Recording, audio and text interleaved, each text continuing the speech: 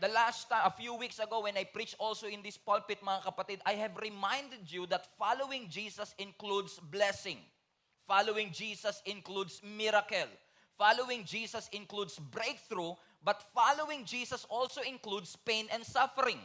Pag sumunod ka kay Kristo, hindi tayo na-exempt sa mga sakit at mga suffering na ating pinagdadaanan. Kung kaya't patuloy din tayong pinapaalalahanan ng salita ng Panginoon na kahit masakit, kahit mahirap, you have to keep moving forward, you have to keep serving the Lord, you have to keep on praying, you have to keep on moving.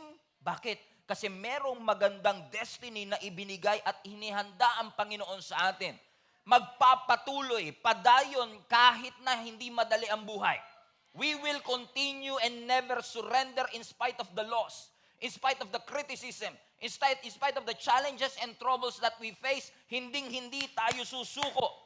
We have to display an overcomer attitude katulad ni David na kahit may Goliath sa ating harapan, hindi tayo nagpapatinag. Kasi alam natin na sa kabila ng matinding pagsubok na aking pinagdadaanan, yung pangako ng Diyos ay aking mararanasan.